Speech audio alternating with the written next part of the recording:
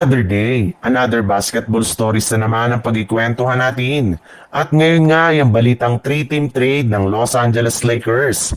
At ang balitang magte-trade na nga daw ngayon ang Golden State Warriors. Sa pagkapanalo nga ng Los Angeles Lakers, ay mas lalo lamang nga nilang nasecure ang kanilang pwesto bilang ika-second seed sa standing ng Western Conference sa kanilang record na 16 wins at 5 losses. Pero hindi lang naman nga dyan nagtatapos ang magagandang balita ngayon patungkol sa kanilang team. Dahil base nga sa ibinulgar ng isang NBA insider, sinusubukan na nga daw pong kausapin at i-recruit ni Luka Doncic si Giannis Antetokounmpo para lamang sumali ito sa Lakers ngayong season o di kaya sa mga susunod na taon.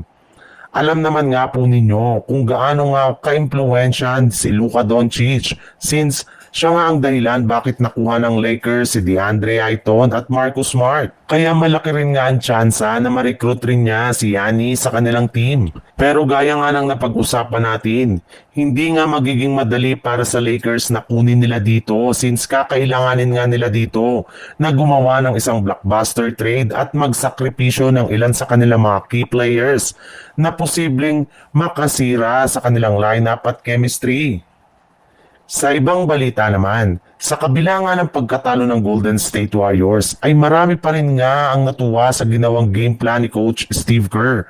Pagdating sa fourth quarter matapos niyang bangkuin at hindi dito gamitin ang kanyang pinakapaboritong player na si Brandon Podziemski na nagkaroon sa kanilang laro ng napakalamyang performance.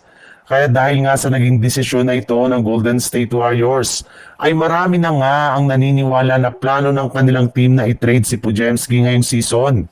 At mukhang posible nga talaga itong mangyari since base nga sa ibinulgar ng isang NBA insider.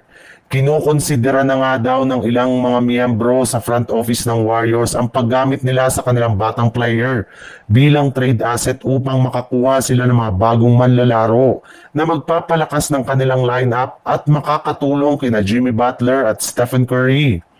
May ilang mga team na rin naman nga ang interesado sa pagkuha kay Podziemski kaya hindi talaga mahihirapan ang Golden State Warriors kung ipamimigay nila ito ngayong season.